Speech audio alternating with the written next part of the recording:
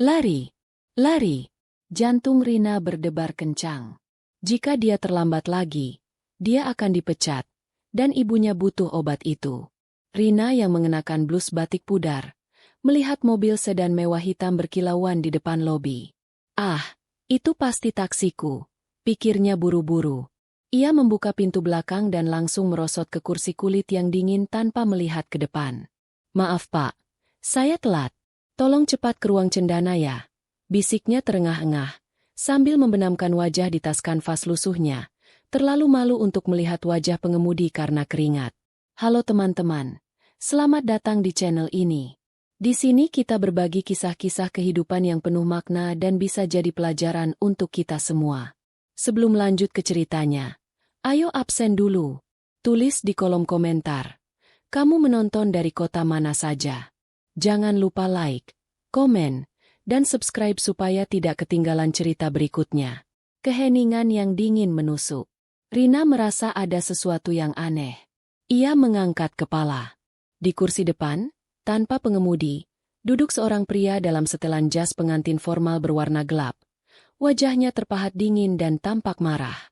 Itu Arga Dirgantara, CEO dari Dirgantara Group, yang sering muncul di berita. Ia menatap Rina seolah Rina adalah serangga. Siapa kamu? Suara Arga datar, mematikan. Saya Rina. Maaf, saya salah mobil. Saya kira ini taksi online saya, kata Rina, mulai gemetar dan buru-buru ingin keluar. Tangan Arga menggenggam ponselnya erat. Apa? Dia kabur? Tepat sebelum upacara. Raungannya membuat Rina terlonjak. Arga menghempaskan ponsel. Matanya kembali menatap Rina. Bukan lagi kemarahan, tapi kalkulasi dingin. Pernikahan ini harus terjadi dalam 30 menit. Ini adalah klausul merger terbesar dalam sejarah perusahaan. Jika aku tidak menikah hari ini, aku bangkrut. Arga membungkuk. Wajahnya mendekat ke wajah Rina. Kamu akan menggantikan dia. Keng. Rina menggeleng. Air mata mulai menggenang. Tidak, saya tidak bisa. Saya hanya pelayan catering. Arga memotong. Diam. Aku tahu siapa kamu. Aku tahu tentang biaya rumah sakit ibumu. Bekerja sama denganku. Dan semua utang itu lunas. Menolak. Dan aku pastikan ibumu tidak akan pernah menerima pengobatan lagi. Di sebuah ruang ganti mewah, dua penata rias sibuk memoles wajah Rina. Gaun pengantin putih gading menjuntai indah di tubuhnya yang ramping. Kontras dengan hatinya yang hancur. Ini adalah hari terburuk dalam hidupnya. Rina menatap pantulan dirinya di cermin besar. Bukan pengantin bahagia yang ia lihat, tapi boneka cantik yang dijadikan tameng bisnis. Air mata panas mengalir, merusak riasan mahal itu. Hentikan tangisanmu. Suara Arga muncul dari belakang. Bertingkah bahagia. Ingat, ini demi ibumu. Aktinglah sedikit. Katanya tanpa emosi, sebelum memimpin Rina menuju altar. Musik orkestra mengalun megah, namun bagi Rina, itu terdengar seperti lagu pemakaman mimpinya. Ratusan pasang mata dari para konglomerat menatapnya. Arga di sebelahnya berdiri tegak, memancarkan aura kekuasaan yang dingin. Ketika tiba gilirannya, Rina hampir pingsan. Ya, saya bersedia. Suaranya nyaris tak terdengar. Gemetar menahan isakan. Arga menoleh sekilas. Matanya memperingatkan. Saat Arga memasangkan cincin berlian besar ke jari Rina, Rina merasa bukan cinta, melainkan belenggu yang mengikatnya. Lagu romantis mengalun. Rina dan Arga dipaksa berada di tengah lantai dansa. Arga memegang pinggang Rina dengan sangat kaku, hampir seperti memegang patung. Senyum lebih lebar. Bisik Arga tajam di telinga Rina. Tanpa menggerakkan bibirnya. Orang harus percaya kita bahagia. Rina memaksakan senyum yang terasa seperti topeng.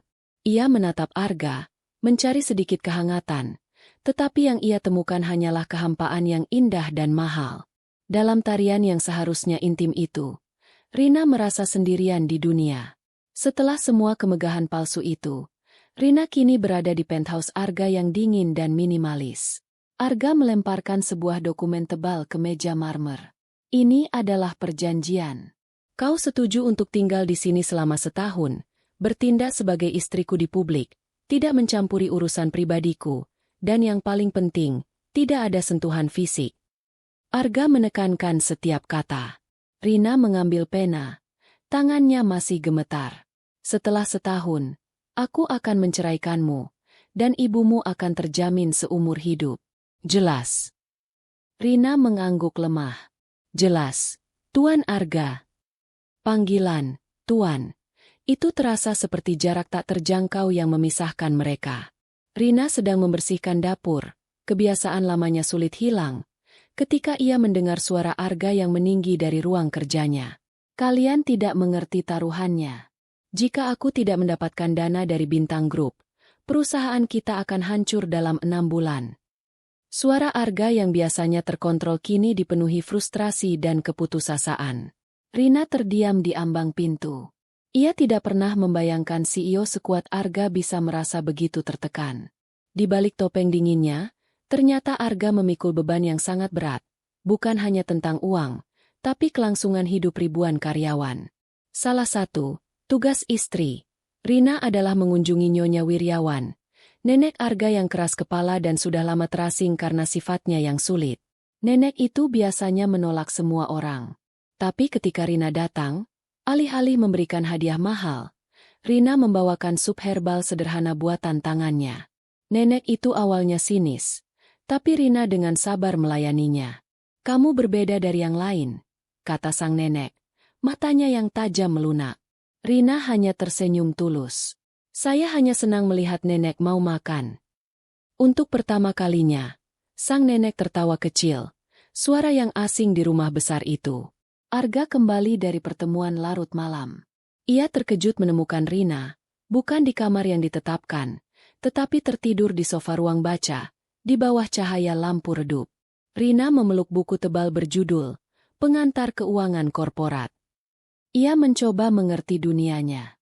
Arga mendekat perlahan, mengambil buku itu. Ia melihat wajah Rina yang damai. Ini pertama kalinya dia melihat Rina tanpa ketakutan. Kerutan tajam di dahi Arga sedikit melunak. Ia mengangkat Rina dengan hati-hati dan menggendongnya menuju kamar. Sebuah tindakan kelembutan yang sangat berlawanan dengan karakternya. Saat merapikan meja kerja Arga yang berantakan, sepenuhnya di luar perjanjian, tapi ia tidak tahan melihat kekacauan. Sebuah amplop coklat terjatuh. Rina membukanya. Itu adalah salinan kwitansi dari rumah sakit tempat ibunya dirawat, bertanggal 2 bulan lalu. Semua biaya lunas. Atas nama donatur anonim. Jantung Rina berdesir. Ini berarti Arga tahu tentang kesulitannya, dan telah membantunya, jauh sebelum kecelakaan mobil itu terjadi. Arga tidak menyelamatkan Rina hanya untuk bisnis. Ia menyadari ancaman Arga di mobil dulu adalah kebohongan yang ditujukan untuk memaksanya setuju, karena Arga sudah lama peduli. Rina meletakkan kwitansi itu di hadapan Arga. Kenapa? Kenapa Anda membantu ibu saya? 2 bulan lalu? Anda bahkan belum tahu saya. Arga terdiam lama. Kebekuan di matanya perlahan mencair. Ia duduk dan menghela napas berat. Ketika aku muda, ibuku meninggal karena kami tidak mampu membeli obat. Aku bersumpah tidak akan membiarkan orang lain mati karena kemiskinan di dekatku. Arga menatap Rina. Tatapan yang penuh kepedihan yang belum pernah ia tunjukkan. Saat aku tahu siapa kamu dan kenapa kamu panik di mobil, aku tidak mengancammu, Rina. Aku hanya menggunakan ancaman itu untuk memaksamu setuju, agar aku bisa menolongmu tanpa harus menjatuhkan egoku. Pintu penthouse terbuka keras. Diana, dengan penampilan glamor namun berantakan, masuk. Aku kembali. Arga. Aku tahu semua sandiwara ini. Kau pikir aku bodoh? Aku hanya ingin lari sebentar. Tapi sekarang aku siap menikahimu dan menyelesaikan merger ini. Diana menatap Rina dengan pandangan jijik. Singkirkan pelayan ini dari rumahku. Jika kau tidak menceraikannya sekarang, aku akan menghubungi semua media dan dewan direksi. Aku akan hancurkan Dirgantara Group. Kalian berdua pembohong. Arga melangkah maju, berdiri di depan Rina, perisai pelindung. Cukup, Diana. Suaranya tenang, tapi mengandung otoritas yang mematikan. Kau lari karena kau tidak pernah menghargai bisnis ini, atau aku. Pernikahan ini, meskipun dimulai dengan kebohongan, telah menjadi nyata. Aku tidak butuh mergermu. Aku tidak butuh uangmu. Arga menoleh, memegang tangan Rina erat. Aku memilih wanita ini. Dia memberi keluargaku kehangatan yang tidak pernah kau berikan. Dan dia memberiku kebenaran yang tidak pernah kau berikan. Kau boleh hancurkan mergernya. Aku akan membangun kembali perusahaanku. Tapi aku tidak akan pernah melepaskan Rina. 6 bulan berlalu. Merger memang gagal. Tetapi Dirgantara Group diselamatkan oleh strategi baru yang brilian. Rina dan Arga berdiri lagi di altar. Kali ini di taman kecil yang dipenuhi bunga melati. Dengan nenek Arga duduk tersenyum di barisan depan. Rina mengenakan gaun putih sederhana. Matanya bersinar bahagia.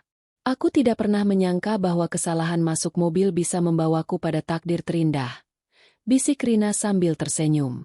Arga membalas senyum tulus. Yang jauh lebih hangat dari senyum manik-manik yang ia paksakan dulu. Aku adalah pria yang beruntung. Rina, kau adalah kebenaran yang kucari di tengah semua kebohongan ini. Mereka berciuman, sebuah sumpah yang tulus, penuh cinta, dan tidak lagi terikat kontrak. Alih-alih Maladewa atau Eropa, Rina memilih desa di kaki Gunung Bromo untuk bulan madu mereka. Arga, yang terbiasa dengan fasilitas bintang 5, awalnya merasa canggung dengan penginapan kayu sederhana dan udara dingin yang menusuk. Namun, saat fajar menyingsing, mereka duduk di beranda kecil, menghirup kopi panas, dan melihat matahari terbit yang spektakuler menyinari lembah. Arga menggenggam tangan Rina. Aku selalu mencari kepuasan dalam angka dan keuntungan, bisiknya. Tapi aku baru sadar, kebahagiaan sejati semudah ini, Rina. Sesederhana melihat matahari terbit bersamamu. Rina menyandarkan kepalanya di bahu Arga. Senyumnya tulus. Rina tidak lagi hanya menjadi istri hiasan. Ia resmi mengambil peran sebagai Direktur Kesejahteraan Karyawan di Dirgantara Group. Posisi yang ia ciptakan sendiri. Dalam rapat Dewan Direksi yang dipenuhi pria paruhbaya bersetelan mahal, Rina berdiri di depan proyektor. Kita tidak bisa mengabaikan basis karyawan rendahan kita. Katanya dengan suara mantap, walau gugup. Proposal saya. Program pinjaman mikro tanpa bunga untuk biaya pendidikan anak-anak mereka. Ini bukan soal uang keluar. Ini soal loyalitas dan investasi jangka panjang. Karyawan yang bahagia adalah perusahaan yang kuat. Arga, duduk di ujung meja, menatap istrinya dengan bangga. Ini adalah wanita yang ia cintai. Wanita yang melihat nilai pada setiap orang. Bukan hanya pada neraca keuangan. Suatu sore, Arga menemani Rina mengunjungi ibunya di rumah kontrakan lama mereka, yang kini telah direnovasi sederhana berkat bantuan Arga. Ibu Rina, yang kini pulih total, menyambut mereka dengan nasi uduk hangat. Arga, nak, terima kasih. Kau telah menyelamatkan hidupku dan membuat Rina bahagia, kata sang ibu, memeluk menantunya erat. Arga, yang terbiasa dengan sambutan formal dan kaku, merasa terharu dengan kehangatan sederhana itu. Ia memegang mangkuk nasi uduknya. Justru aku yang harus berterima kasih, Bu, jawab Arga tulus. Rina mengajarkanku apa arti rumah yang sebenarnya. Rina duduk di sampingnya, merasakan kedamaian yang mendalam. Keluarga telah lengkap. Arga kembali larut malam ke penthouse setelah rapat darurat. Namun Rina tidak ada di sana. Ia menemukannya di kantor pribadinya yang luas. Meja marmer dingin itu kini dipenuhi diagram alir dan post-it berwarna-warni. Rina, kini mengenakan blus batiknya yang paling nyaman, meski sudah punya koleksi desainer, sedang tertidur pulas dengan pena di tangan, di samping laptop yang menampilkan analisis keuangan kompleks. Arga tersenyum tipis. Ia mematikan lampu besar, hanya menyisakan lampu meja yang hangat. Saat dia mengangkat Rina untuk membawanya ke kamar, ia melihat catatan yang Rina buat. Cari solusi agar tidak ada PHK massal. Setiap angka adalah keluarga. Arga menyadari bahwa Rina bukan hanya kehangatan, tapi juga kompas moralnya yang tak ternilai. 2 tahun setelah pernikahan mereka yang kedua, Arga dan Rina sedang duduk di sofa besar di ruang tamu penthouse yang kini terasa jauh lebih hidup dan penuh pernak-pernik sederhana. Rina meletakkan tangannya di perutnya yang sedikit membesar. Matanya berkaca-kaca. "Gak, aku hamil," bisiknya pelan. Khawatir Arga akan terkejut atau panik. Ekspresi Arga, yang biasanya terkontrol, seketika luluh. Ia berlutut di depan Rina. Air mata kebahagiaan membasahi pipinya. Air mata pertama yang Rina lihat darinya sejak pengakuan pahit tentang ibunya dulu. Ini adalah merger terbaik yang pernah ada. Rina, kata Arga, memeluk pinggang Rina erat. Kebahagiaan mereka tidak lagi diukur oleh keuntungan bisnis, melainkan oleh detak jantung kecil yang baru. 2 tahun kemudian, Arga, Rina, dan putra kecil mereka, Dirga, sedang berjalan di tepi danau dekat rumah baru mereka yang lebih hangat dan tradisional. Mereka akhirnya pindah dari penthouse yang dingin. Dirga, dengan rambut hitam berantakan seperti Rina dan mata tajam seperti Arga, tertawa riang saat ayahnya menggendongnya tinggi-tinggi. Rina mengambil foto mereka. Siapa sangka, Tuan Arga, goda Rina, bahwa perjalanan taksi yang salah bisa menghasilkan pemandangan seindah ini. Arga mencium puncak kepala Rina, sementara matahari sore yang lembut menyinari mereka. Kau adalah takdir yang paling benar, Rina. Dan aku akan selamanya bersyukur atas kesalahan mobil itu. 3 tahun kemudian, program pinjaman mikro tanpa bunga yang diusulkan Rina telah berkembang pesat. Kini, mereka meresmikan sebuah pusat komunitas di dekat pabrik utama. Rina, yang mengenakan setelan kantor yang elegan namun tetap bersahaja, memegang gunting pita. Dikelilingi oleh ratusan karyawan dan keluarganya yang tersenyum tulus, bukan senyum paksaan, Rina merasa pencapaian ini jauh lebih berharga daripada semua pesta mewah. Arga berdiri di sampingnya, memegang Dirga yang kini berusia 4 tahun. Ketika Dirga tanpa sengaja menarik blus Rina tertawa lepas, dan Arga ikut tertawa, menikmati pemandangan nyata dari kepemimpinan yang berempati. Malam itu, Arga membatalkan rapat pentingnya. Dirga menuntut dongeng baru. Arga duduk di samping ranjang kayu kecil, memegang buku cerita bergambar tentang naga yang takut ketinggian. Dulu, Arga hanya membaca laporan keuangan.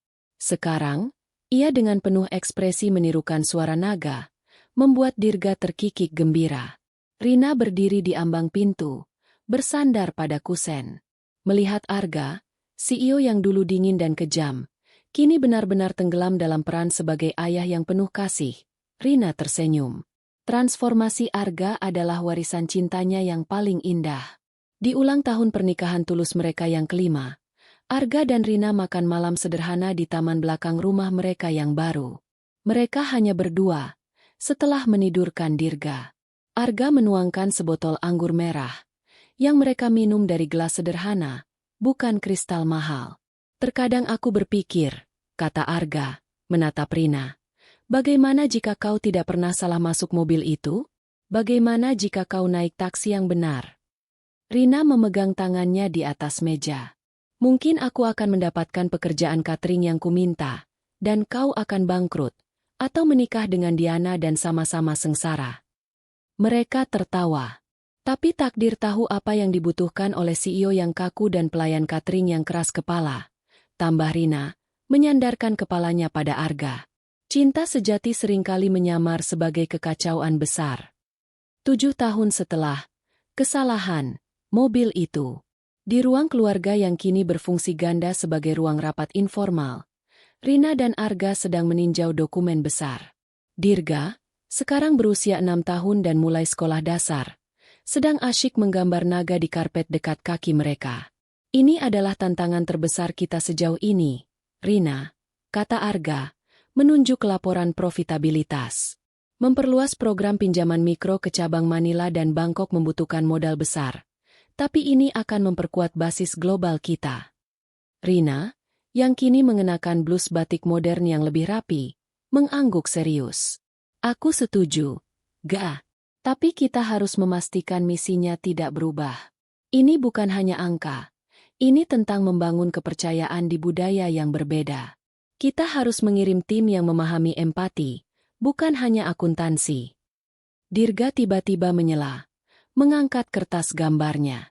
Ayah, ibu, naga ini sudah tidak takut ketinggian. Rina dan Arga saling pandang dan tertawa, menyadari bahwa mengelola perusahaan global dan membesarkan anak memerlukan keseimbangan dan kehangatan yang sama. Di kantor Arga yang luas dan dipenuhi cahaya alami, ia duduk berhadapan dengan David, eksekutif muda yang brilian tetapi terlihat letih dan sinis. David baru saja memaparkan rencana pemotongan biaya yang drastis. Semua ini bagus secara angka, David, kata Arga, menyilangkan tangannya. Tapi kau harus bertanya pada dirimu sendiri, berapa biaya jangka panjang dari semua pemotongan ini? Kehilangan loyalitas? Kehilangan keluarga? David tampak bingung. Tuan, bisnis adalah angka, bukan perasaan. Arga tersenyum lembut. Senyum yang mustahil dia berikan 7 tahun lalu. Aku pernah berpikir begitu, David. Aku pernah sangat dingin dan sangat kaya, tetapi sangat miskin dalam hal kemanusiaan. Sampai aku bertemu seseorang yang mengajariku bahwa aset terbesar perusahaan adalah hati orang-orangnya. Percayalah, David, keuntungan tertinggi yang bisa kau raih bukanlah uang, tapi rumah yang damai saat kau pulang. Rina, mengenakan gaun malam batik sutra elegan yang dipesan khusus, melangkah keluar dari mobil yang diantarkan oleh Arga. Mobil itu berhenti tepat di depan lobi hotel mewah tempat ia dulu nyaris dipecat dan salah masuk mobil pengantin. Ia datang untuk menghadiri gala amal besar yang diselenggarakan oleh Dirgantara Group. Saat ia melintasi lobi marmer yang berkilauan, ia teringat panik dirinya yang dulu, mengenakan blus batik pudar dan takut terlambat. Sekarang, kepala pelayan menyambutnya dengan hormat. Rina tersenyum kecil. Ia melihat pantulan dirinya di tiang lobi. Ia masih Rina yang sama, tetapi kini ia membawa aura kekuatan dan kedamaian. Ini bukan lagi akhir dari kisah pelayan catering yang malang, melainkan babak baru dari seorang pemimpin yang menemukan kekuatannya melalui cinta tak terduga. Setelah gala amal berakhir, Arga mengantar Rina pulang. Mereka duduk di ruang keluarga. Keheningan nyaman menyelimuti. Rina tersenyum kecil sambil memegang segelas air. Aku tidak bisa berhenti memikirkan lobi hotel itu, katanya. Dulu, aku takut pada kepala pelayan. Sekarang, mereka menyambutku. Rasanya seperti kehidupan yang lain. Arga duduk di sampingnya, memegang tangannya. Itu bukan kehidupan lain, Rina. Itu evolusi. Kau tidak pernah berubah. Kau hanya berkembang. Saat kau masuk ke mobilku saat itu, kau adalah seorang pelayan catering yang panik. Sekarang, Arga mencium punggung tangan Rina. Kau adalah penggerak moral perusahaan ini, ibu dari putraku, dan wanita yang mengajarkanku bahwa kerentanan adalah kekuatan. Rina bersandar di bahunya, menikmati kedamaian dan validasi itu. 8 tahun setelah pernikahan mereka, putra mereka, Dirga, kini berusia 8 tahun dan sudah mulai memahami perbedaan kelas sosial yang membingungkan. Suatu malam, Dirga bertanya pada Rina, sambil menunjuk ke mobil mewah terbaru Arga. Bu, kenapa kita kaya? Kata teman sekolah, kita super kaya. Tapi ibu selalu bilang kita harus hemat dan membantu orang lain. Rina tersenyum, berlutut di depan putranya. Kita punya banyak hal. Nak, itu benar. Tapi kekayaan sejati ayah dan ibu bukan uang. Ayah dulu sangat kaya tapi kesepian. Ibu dulu sangat miskin tapi punya hati yang besar. Sekarang kita menggabungkannya.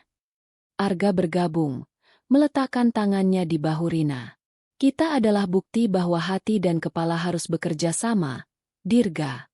Kita punya mobil mewah untuk urusan bisnis. Tapi kita makan nasi uduk bersama nenekmu untuk menjaga hati kita tetap rendah. 1 dekade setelah kesalahan bersejarah itu, Dirgantara Group kini menjadi kekuatan global yang etis.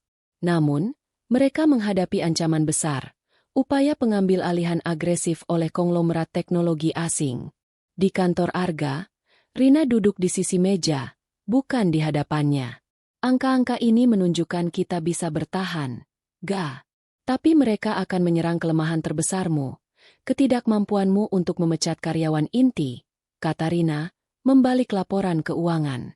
Arga, yang kini tampak lebih lembut tetapi lebih fokus, mengangguk. Mereka benar. Aku tidak akan mengorbankan tim demi keuntungan sesaat. Jadi, apa yang Direktur Kesejahteraan usulkan? Rina tersenyum. Tatapannya tajam dan penuh perhitungan. Kita tidak melawan uang mereka dengan uang kita. Kita melawan mereka dengan loyalitas kita. Kita ajukan program kepemilikan saham karyawan. Berikan mereka alasan untuk berjuang bersama kita. Itu adalah pertahanan yang tidak bisa dibeli oleh uang manapun. Arga berdiri, menyentuh pipi Rina. Aku memilih wanita yang tepat hari itu. Bahkan ketika aku hanya berpikir aku memilih umpan bisnis. Mari kita tunjukkan kepada dunia apa yang terjadi ketika empati bertemu strategi. Di ruang rapat kaca yang dingin, tegangannya sangat terasa. Di satu sisi duduk Emer Sterling, perwakilan konglomerat asing, dengan senyum meremehkan. Di sisi lain, Arga duduk tegak, menatap Rina yang berdiri di depan layar proyektor. Rina, mengenakan setelan celana batik modern berwarna indigo, memegang alat kliknya dengan mantap. Kami mengakui angka kami, kata Rina, suaranya jernih dan kuat. Tapi Anda salah menghitung nilai kami. Dirgantara Group tidak bisa dibeli karena kami telah menjual bagian kami yang paling berharga kepada karyawan kami sendiri. Saat ia memaparkan rincian program kepemilikan saham karyawan, wajah Emer Sterling berubah dari sinis menjadi terkejut. Arga hanya tersenyum bangga. Senyum yang dulu hanya ditujukan pada laporan keuangan yang menguntungkan, kini ditujukan pada Rina. Beberapa bulan kemudian, Dirgantara Group berhasil menahan upaya pengambil alihan. Di sebuah panggung besar yang didirikan di halaman pabrik, Arga, Rina, dan Dirga yang kini berusia 10 tahun berdiri di hadapan ribuan karyawan. Arga memegang tangan Rina. Mereka mencoba membeli perusahaan ini, tetapi mereka lupa bahwa loyalitas bukanlah komoditas. Seru Arga, suaranya bergema penuh emosi. Rina maju, mikrofon di tangannya. Kalianlah benteng kita. Kalian adalah pemilik Dirgantara. Mari kita tunjukkan kepada dunia bahwa bisnis bisa sukses dengan hati nurani. Kerumunan itu meledak dalam sorak-sorai, bukan lagi pekerja yang takut dipecat, tetapi mitra yang berkomitmen. Puluhan tahun kemudian, Rina membuka laci di lemari mahoni mereka.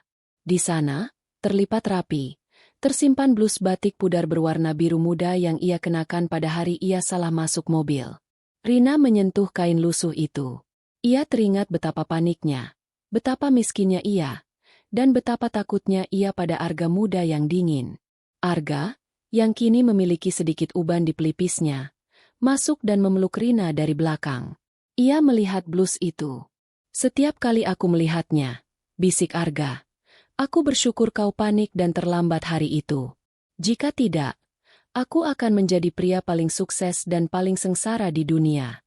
Kau bukan hanya istriku, kau adalah awal dari hidupku yang sebenarnya. Rina tersenyum, menyadari bahwa kisah cinta mereka adalah monumen bagi takdir yang berbelok indah. Saat Dirga, putra mereka yang kini telah menjadi pria dewasa, memimpin rapat strategi di ruang Dewan Dirgantara Group, Arga dan Rina duduk di kursi belakang, mengamati dengan bangga.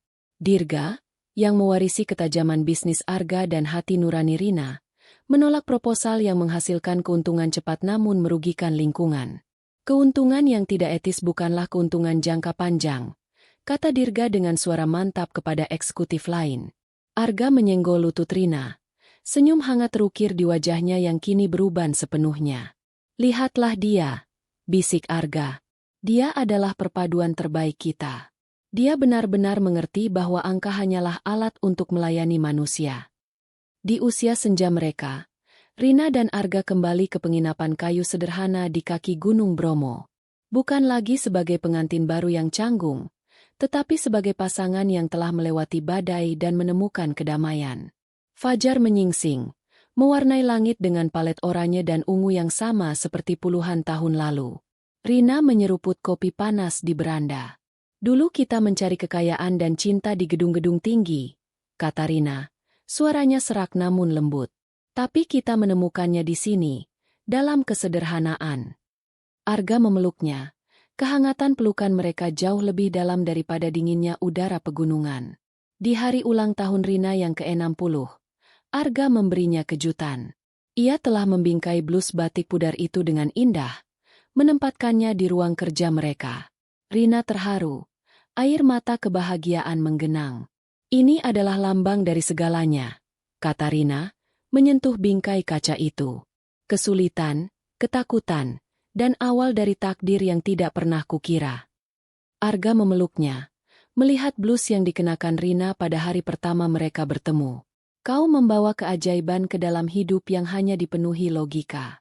Dan aku akan selalu berterima kasih pada taksi online yang salah. Tutup Arga, mencium kening Rina. Mereka berdiri di sana, di hadapan simbol masa lalu, merayakan masa depan yang mereka bangun bersama. Beberapa tahun kemudian, Rina dan Arga diundang ke New York untuk menerima Global Ethics in Business Award. Di panggung megah, Rina, yang kini rambutnya memutih dengan indah, berdiri di depan mikrofon, menggantikan Arga yang memilih untuk berdiri bangga di belakangnya. Dulu, bisnis adalah tentang angka bagi kami, kata Rina dengan suara yang stabil. Tatapannya menyapu audiens eksekutif global. Tapi kami belajar bahwa bisnis sejati adalah tentang manusia. Warisan terbesar kami bukanlah keuntungan, melainkan program yang memastikan tidak ada karyawan yang harus memilih antara pengobatan ibunya dan pekerjaannya. Di bangku audiens, Dirga dewasa mengangguk, bangga. Ini adalah puncak dari visi yang dimulai dari kursi belakang taksi yang salah. Di sore yang tenang, di ruang kerja yang hangat, cucu perempuan mereka, Maya, yang berusia 7 tahun, bertanya tentang blus batik pudar yang dibingkai di dinding. Nenek, kenapa blus ini dibingkai? Jelek, kata Maya polos. Rina tertawa kecil. Suara tawanya kini lebih renyah. Ia duduk di kursi kulit Arga, memeluk Maya. Oh, sayang, blus ini adalah permulaan. Nenek dulu sangat panik dan miskin, dan nenek salah masuk mobil kakekmu karena nenek kira itu taksi online. Kakekmu saat itu sangat marah dan menyeramkan. Maya melotot. Sulit membayangkan kakeknya yang selalu sabar bisa marah. Rina melanjutkan ceritanya, memberikan sentuhan humor pada krisis masa lalu mereka, menyadari bahwa kisah mereka kini menjadi dongeng keluarga yang mengajarkan bahwa cinta dapat tumbuh dari kesalahpahaman yang paling besar.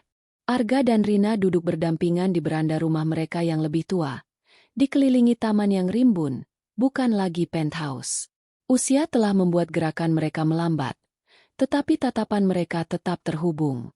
Mereka menyeruput teh hangat, mengamati Dirga, putra mereka, yang kini beruban tipis, bermain kejar-kejaran dengan cucu-cucu mereka di halaman. Kehidupan yang berisik, penuh tawa, dan berpusat pada keluarga. Kita berhasil, Rina, bisik Arga. Suaranya parau karena usia, tapi penuh rasa syukur.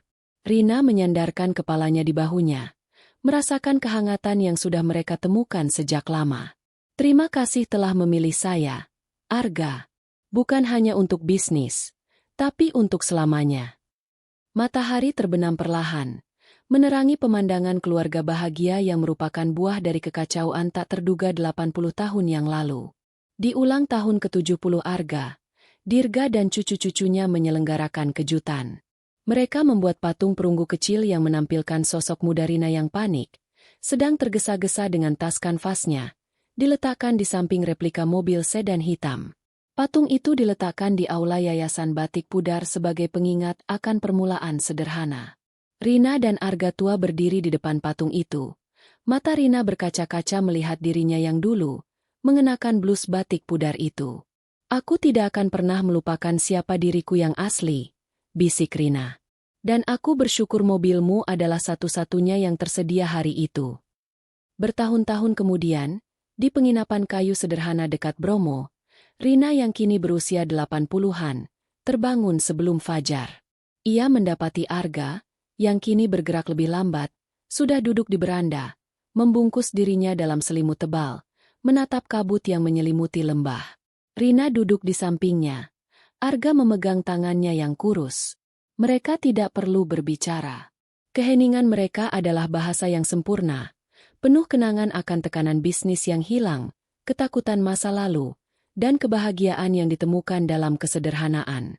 Saat matahari terbit, Palet warna oranye, merah, dan ungu melukis langit. Pemandangan yang sama persis seperti pada bulan madu pertama mereka. Di sebuah sore yang tenang, kembali di rumah mereka yang dipenuhi kehangatan keluarga, Rina membersihkan debu dari bingkai foto lama.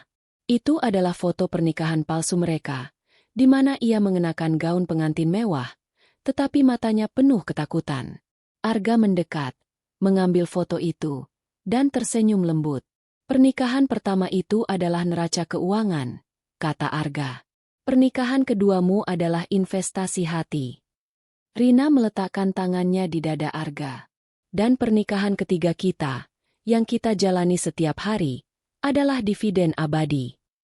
Mereka berbagi ciuman yang lambat dan tulus, sebuah penutup manis bagi takdir yang dimulai oleh kekacauan, mengukuhkan bahwa cinta dan etika adalah warisan paling berharga yang bisa mereka tinggalkan. Pada sebuah upacara sederhana di aula komunitas yang kini ramai, Rina dan Arga, kini berusia 80-an, duduk di barisan depan. Mereka menyaksikan peluncuran resmi Yayasan Batik Pudar, yang didirikan untuk memberikan beasiswa kepada anak-anak karyawan berpenghasilan rendah. Sebuah foto besar Rina yang panik pada hari pertama, mengenakan blus batik pudar, dipajang di dinding, menjadi lambang harapan. Saat seorang mahasiswa muda penerima beasiswa, yang berasal dari keluarga petugas kebersihan pabrik, memberikan pidato terima kasih yang emosional tentang bagaimana bantuan ini mengubah hidupnya, air mata kebahagiaan mengalir di pipi Rina. Arga menggenggam tangannya yang sudah keriput. Ini, Rina, bisik Arga. Inilah warisan kita yang sesungguhnya. Bukan Dirgantara Group, tapi janji bahwa tidak ada lagi yang harus memilih antara pendidikan dan kesehatan. Beberapa bulan kemudian, Arga mengejutkan Rina. Ia memanggil Rina ke garasi rumah mereka yang luas. Di sana, bukannya mobil sport mahal, berdiri sedan hitam mengkilap yang sama persis dengan mobil yang salah dinaiki Rina dulu. Namun, mobil itu dimodifikasi. Jok kulitnya diganti dengan rak buku kayu yang berisi buku cerita dan pelajaran, dan jendela belakangnya dicat dengan tulisan, Perpustakaan Keliling Batik Pudar. Arga tersenyum, senyum yang menunjukkan tawa di balik kerutan usianya. Aku tidak bisa membiarkan mobil itu hanya menjadi kenangan buruk, katanya. Sekarang, kesalahan terbesarku adalah yang membawa pendidikan ke seluruh pelosok desa. Kau yang memilih takdir mobil ini, Rina. Rina tertawa tulus, mengusap kap mobil hitam itu, melihat takdir mereka telah sepenuhnya diubah, dari simbol ketakutan menjadi harapan. Musim berganti, dan Arga serta Rina kembali ke penginapan kayu di Bromo untuk terakhir kalinya. Mereka sudah sangat tua dan lemah, tetapi mereka menolak untuk terpisah. Malam terakhir mereka berdua terlelap dalam pelukan di kamar yang sama, ditemani suara jangkrik malam dan udara pegunungan yang dingin. Saat fajar menyingsing, Dirga datang membawa kopi hangat. Ia menemukan mereka masih berpelukan. Rina bersandar di bahu Arga. Tangan mereka masih saling menggenggam, senyum damai di wajah mereka. Mereka telah pergi bersama, damai, menghadap ke pemandangan matahari terbit oranye dan ungu yang telah menjadi saksi bisu kebahagiaan mereka. Di meja kecil, sebuah catatan kecil dari Arga berbunyi, perjalanan taksi terakhir kita, Rina, dan kau tidak terlambat. Dirga, kini seorang pria parubaya yang tenang, berdiri di beranda penginapan kayu sederhana di Bromo, tempat orang tuanya menghembuskan napas terakhir. Ia memegang catatan tulisan tangan Arga. Perjalanan taksi terakhir kita, Rina, dan kau tidak terlambat. Dirga menoleh, melihat istrinya dan Maya, cucu Rina, meletakkan bunga melati di tempat tidur di mana kedua kakek neneknya tidur. Kesedihan itu terasa hangat, diselimuti oleh fajar yang baru menyingsing. Dirga tidak menangis. Ia hanya merasakan rasa syukur mendalam atas warisan cinta dan etika yang ditinggalkan kedua orang tuanya. Ia tahu, tugasnya kini adalah menjaga api itu tetap menyala. Di kota kecil dekat pabrik utama, perpustakaan keliling batik pudar yang terbuat dari mobil sedan hitam Arga yang dimodifikasi, diresmikan. Mobil itu kini berkeliling, membawa buku ke anak-anak karyawan di pedesaan. Dirga, yang mengenakan setelan bisnis, berdiri di samping mobil itu, berinteraksi dengan anak-anak yang bersemangat menarik buku dari rak kayu di dalam kendaraan. Ia melihat tawa murni mereka. Ayah dan ibu tidak akan pernah tahu seberapa jauh kesalahan taksi ini akan membawa kita, pikir Dirga, merasakan kehadiran orang tuanya dalam setiap senyum anak-anak yang kini punya akses pada ilmu pengetahuan. Bertahun-tahun kemudian, Dirga yang kini memegang kendali penuh atas Dirgantara Group, duduk bersama putrinya, Maya, yang kini sudah remaja. Mereka berada di kantor mewah Arga yang kini telah diperbarui, tetapi di dinding, terpajang lukisan besar blus batik Pudarina dan foto pernikahan Arga dan Rina yang kedua, di Taman Melati. Jadi, semua ini karena nenek salah masuk mobil taksi? Tanya Maya skeptis. Dirga tertawa, menatap warisan visual yang tergantung di dinding. Itu hanya permulaannya. Mei, kenapa yayasan kita bernama Batik Pudar? Karena itu mengingatkan kita bahwa perusahaan terbesar dibangun bukan dari emas, tapi dari kebutuhan mendesak dan hati yang bersedia melihat nilai di balik kepanikan sederhana. Maya mengangguk, mulai mengerti bahwa kisah cinta dan bisnis keluarga mereka adalah salah satu yang paling epik dan unik. Dirga mengadakan konferensi pers di kantor pusat yang telah direnovasi, mengumumkan inisiatif besar, Net Zero Waste by 2040. Hal ini didasarkan pada konsep keberlanjutan yang Rina selalu tekankan, menyeimbangkan keuntungan dengan tanggung jawab planet. Saat presentasi, Maya, yang kini berusia 18 tahun dan magang di Dirgantara, duduk di barisan depan. Dia melihat ayahnya, yang menggabungkan ketajaman Arga dalam logistik dengan empati Rina dalam implementasi, saat dia berbicara tentang loyalitas jangka panjang tidak hanya kepada karyawan, tetapi juga kepada bumi. 3 tahun kemudian, Maya lulus dari universitas terkemuka. Dirga menawarkan posisi yang menguntungkan di kantor pusat, tetapi Maya menolak dengan lembut. Mereka duduk di ruang kerja lama Arga, tempat blus batik pudar itu dibingkai. Ayah, aku tidak ingin mengurus angka. Aku ingin mengurus orang, kata Maya, menyentuh bingkai batik pudar itu. Aku ingin memimpin yayasan batik pudar. Aku ingin mencari Rina-Rina lain di luar sana, orang-orang yang hanya butuh dorongan kecil untuk mengubah nasib mereka. Itu adalah warisan yang sebenarnya. Ayah. Dirga tersenyum, menyadari bahwa putrinya telah sepenuhnya mewarisi hati Rina. Suatu pagi, Dirga menerima laporan bahwa seorang kurir pengiriman penting, yang sedang panik karena ibunya sakit, salah mengirimkan dokumen merger bernilai miliaran dolar. Alih-alih memecatnya, Dirga segera memanggil kurir itu ke kantornya. Kurir muda itu, berkeringat dan gemetar, berdiri di hadapan Dirga, persis seperti Rina di mobil Arga puluhan tahun lalu. Namamu siapa? Tanya Dirga dengan suara lembut. Jijoko, Pak. Jawabnya. Dirga tidak membahas kesalahan dokumen itu. Joko, bagaimana kabar ibumu? Kami punya program kesejahteraan yang bisa membantu. Urusan dokumen, kita bisa perbaiki. Tapi urusan keluarga, itu prioritas. Ibuku pernah berada di posisi yang sama sepertimu.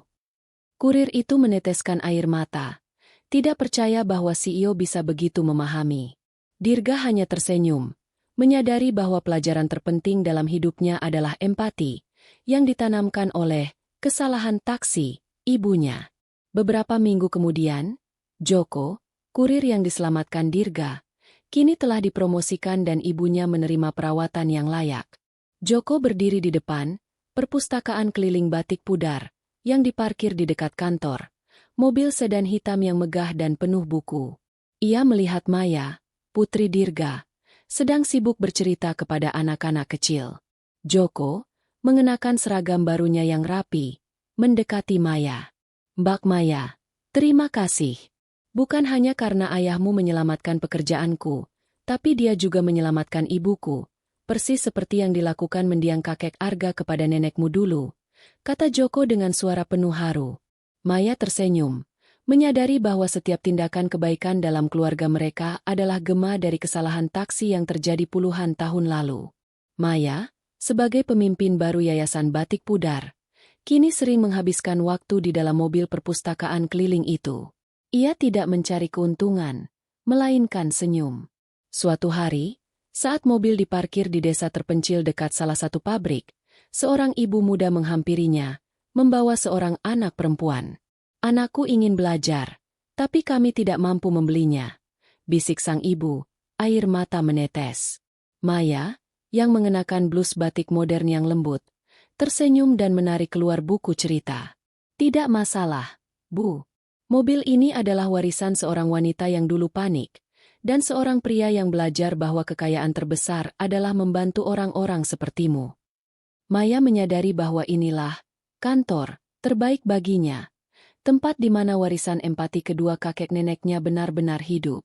Dirga, yang kini membawa beban kepemimpinan global, sering menemukan dirinya di ruang kerja Arga, menatap bingkai kaca berisi blus batik pudar Rina. Bingkai itu tergantung di atas meja mahoni, kontras dengan layar-layar data keuangan yang canggih. Malam itu, setelah berhasil menstabilkan krisis pasar yang besar, Dirga menyentuh bingkai itu.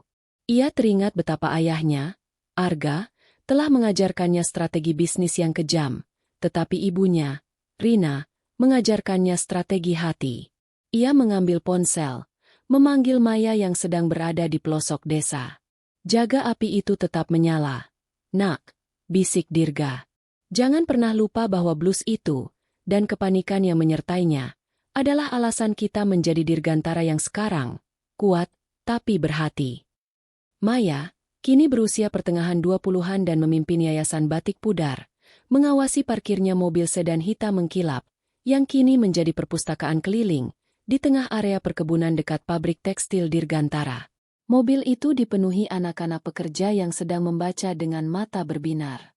Maya melihat salah satu anak perempuan, yang dulu ditemuinya bersama ibunya yang panik, kini memegang buku tentang rekayasa mesin. Ketika anak itu tersenyum lebar ke arahnya, Maya merasa bahwa inilah keuntungan sejati yang dicari oleh keluarganya. Warisan kakek neneknya bukan hanya tentang Dirgantara Group, melainkan tentang janji bahwa setiap kepanikan harus diubah menjadi potensi. Di kantor pusat Dirgantara, Dirga dan Maya sedang meninjau laporan pasar dari Afrika.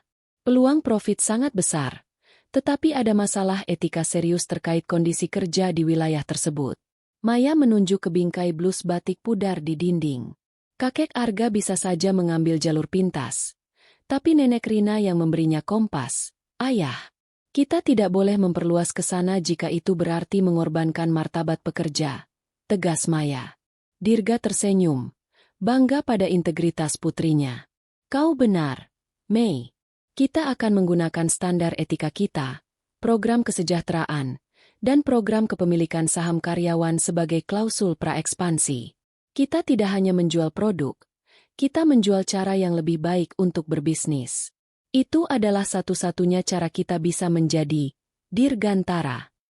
10 tahun setelah kematian Rina dan Arga, Dirga dan Maya merayakan ulang tahun Yayasan Batik Pudar di tempat yang paling historis. Lobi hotel mewah tempat Rina pertama kali panik dan salah masuk mobil. Di tengah lobi marmer yang berkilauan, bukan patung CEO, melainkan replika kecil mobil sedan hitam dengan rak buku kayu dipamerkan. Dirga memegang tangan Maya. "Setiap tahun, kita kembali ke sini," bisik Dirga, matanya melembut. "Untuk mengingat bahwa Dirgantara Group tidak didirikan oleh merger besar, tapi oleh kepanikan seorang pelayan catering, dan hati seorang CEO yang belajar mencintai kebenaran lebih dari uang."